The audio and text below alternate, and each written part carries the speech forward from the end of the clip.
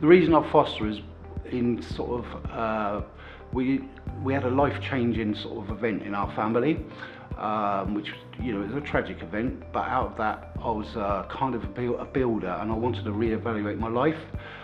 So I became a youth worker and worked for the youth service, Hampshire Youth Service as it happens, for many years, and then went off and done a degree.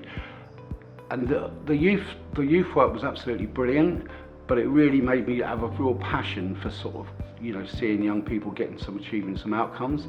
And then that took me down the lines of fostering. I spoke to somebody at university, and who happened to be a foster carer, and then I sort of found my way into fostering through that route.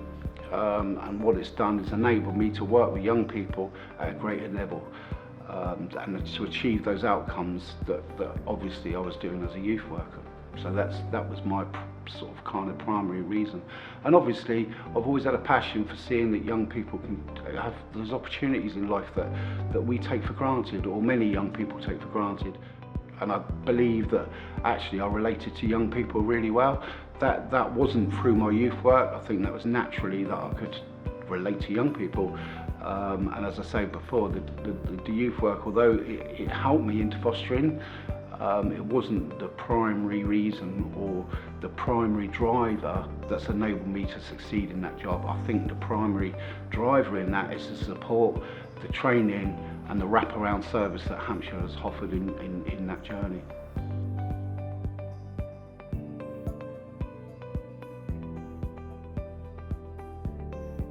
The challenges in fostering is a really interesting one. I foster teenagers, although I think there's not a great deal of difference in fostering teenagers from younger ones in respect of the demands that can be placed on you. As I say, when I was a youth worker, I kind of would work a shift and then I would go home.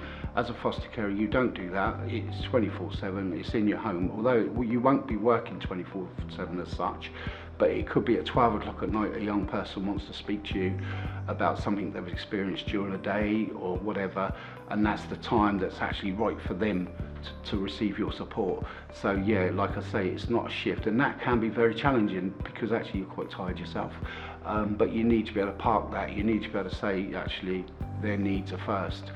I can catch my sleep up at another time.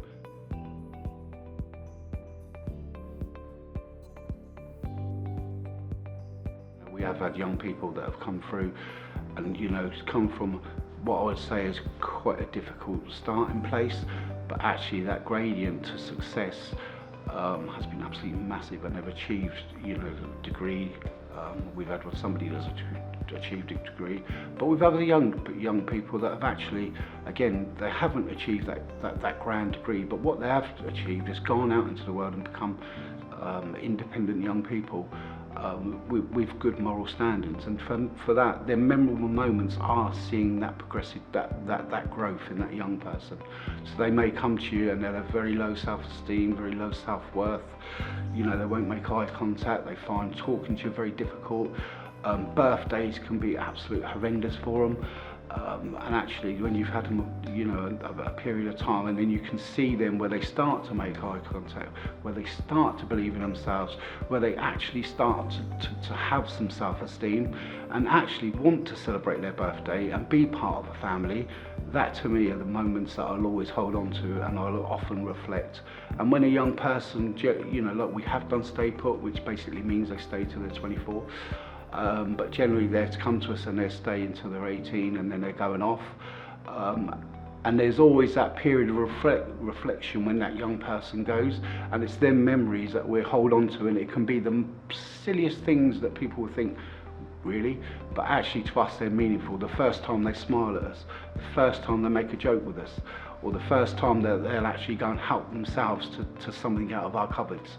Them to us are moments that we sit and reflect on.